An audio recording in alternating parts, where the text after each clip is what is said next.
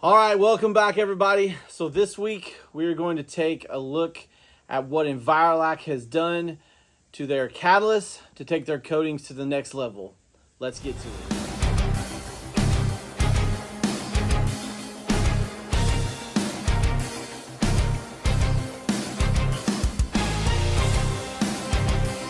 All right, welcome back to the channel. So this week we're talking about Envirolak's Elcat 100 low viscosity hardener and what it brings to the table that the original Elcat 100 didn't. So quick reference back, the original Elcat 100 was a pretty substantial jump for Envirolak in terms of what they brought to the market.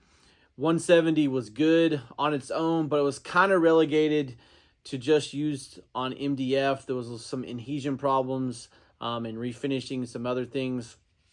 And so adding the catalyst to that product really took it up another notch. Even the 200 and the 100 series and the 300 series made a significant difference. The drawback to the original Elcat 100 was that it spiked the viscosity of all the products pretty heavy. It was hard to mix in. And it also, now that we have the LV, we can kind of look back, it made the primer more pinholey than it is now.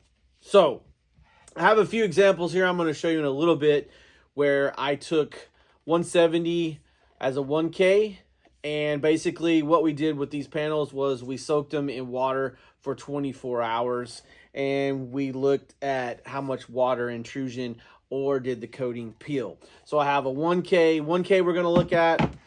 I have a full 2K system, and then I have a 2K 1K system. Now, who cares, right? We're not building boats. That's what people have told me. But we've all seen in refinishes or going into someone's house, we've all seen this.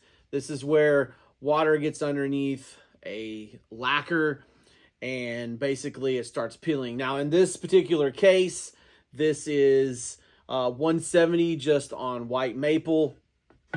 And then this is that same board. Basically, I had it nailed together with the catalyst on it, and you can see there's absolutely no peeling or anything like that. So there's a lot of benefits of using a 2K versus a 1K underneath it, especially with the LV hardener. Now, one thing that we noticed when we piloted this, I was with Stefan and Billy from Envirolak at Greenfast, and immediately we noticed just off the gun what a difference this product made. And then we started shooting top coat. And here's an example of the 100 is like how tight the coating looked. And then we started testing chemical resistance, and it was just off the charts. So what we're going to do is take a look at that, and then I'm going to wrap things up and give you guys some tips and tricks when using this product. And so let's flip the camera around here, and we're going to look at the water intrusion and the chemical resistance and adhesion that this product gives you. All right, here we go. Okay, so let's take a look at what the benefits are of using the Elcat 100 low viscosity on MDF.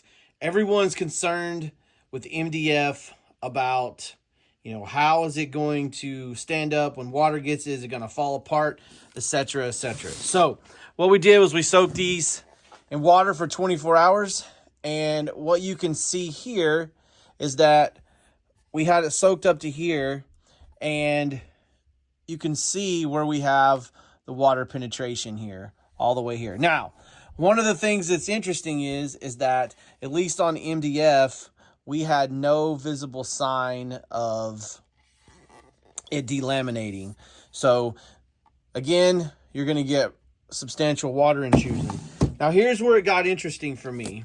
So this is a 2K with a 1K over it. Now you can see here our water intrusion level is much less. Okay, we've got about 1/8 to 1/4 of an inch around here. You can see it right down here on this edge. And then when we went to the full 2K system, completely waterproof front and back. Absolutely no issues. So it's one of the benefits we saw with the Elcat 100 LV. Let's move on and take a look at what it does to the top coats. Okay, let's first take a look at the crosshatch adhesion. And this is basically one coat of 170 catalyzed at 5%. And then this is a 2K on the top. But either way, we're going to take a look and see. All right, so you can see there's absolutely no pull whatsoever. All right, let's kind of look at the mar resistance. All right, so we're just denting the wood, and this is a paint can opener. Actually, see some of the paint coming off, but basically denting the wood. And then let's take a look at the chemical resistance. We're going to use some acetone. We're going to do like 50 double rubs. 1, 2, 3, 4, 5, 6, 7, 8, 9, 10, 13, 14, 15, 16, 17, 18, 19, 20, 21, 22, 23, 24, 26, 27, 28, 29, 30, 31, 32, 33, 34, 35, 36, 37, 38, 39, 40. Okay, so that's 40 double rubs. And as you can see, it did absolutely nothing to this coating. Okay, before we switch over to the 100, I want to talk about the acetone rub. Okay, so a lot of guys say, well, you know, no one's going to wipe their cabinets with acetone. Probably not, but crazy things have happened. What we're really doing is this is a legitimate way to test cross-linking capability, which can be tested multiple ways. But this is just one of the ways that you can test it to see how well a coating cross-links, because the more it cross-links, the more resistant to cleaners and other chemicals it will be. So it is a legit test in case anybody questions that. You can also leave the catalyst out in a cup overnight, and if it gets hard overnight, then you know you're getting more cross-link density. Some coatings take longer. We like the stuff that works really, really fast. This stuff works overnight, so you're good to go. All right, let's switch over to the 100. We have the 100 series. Now, I'm not going to test the adhesion because we already know what we're going to get from that. What I want to test is our chemical resistance. Okay, let's test some acetone. 1, 2, 7, 8, 9, 10, 11, 12, 13, 14, 16, 17, 18, 19, 20. All right, that's 20 double rubs. You can go up to 100, 200, whatever you want. As you can see, absolutely no effect on the coating. Now, you can see one here. This is kind of interesting because this is catalyzed and this is cross-linked. And then just for fun, I'm going to show you cross-linked. Now, in order to get the cross-linking capabilities of this, you have to wait 30 days or you're going to get something like this. All right, so let me show you what it looks like after 30 days. We'll do the same we did over there. 10, 11, 12, 13, 14, 17, 18, 19, 20, 21, 22, 23, 24, 25. Again, this coating cross-linked, absolutely no effect on this. So this one is a good one to run catalyst or cross-linker in. Just know that if you run the cross-linker, it's going to take up to 30 days before you get the full benefits of it. All right, so let's turn it back around and let's talk about some tips and tricks. All right, so as you can see, adding the Elcat 100 LV is a huge jump from what the original Elcat 100 is. So we probably shoot 4 to 5 gallons of 170 per day. Now, you don't have to catalyze it to the full ratio on new. We do 2.5 to 3%, typically 3%, and you will still get this. These were done at 3% and then 10% with the top coat. Other thing is when you go down to the lower ratio, you get a longer pot life. So we can go ahead and catalyze a whole 4 or 5er, and we can run that pretty much all day without issue. You still need to watch your heat and all that. We like to set a timer up on our pumps. We hit start, and when that beeps, we check to make sure that our viscosity hasn't dropped.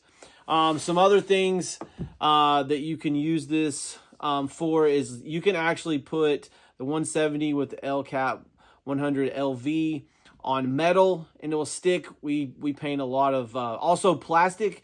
We paint switch plate covers, and we also do the kick plate grills and things like that with the products, and it will not come off. I've done some pretty extreme testing with this stuff.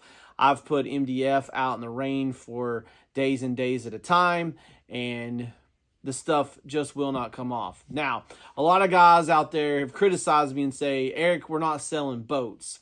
I completely understand that. If you want to run a 1K system, that's completely fine.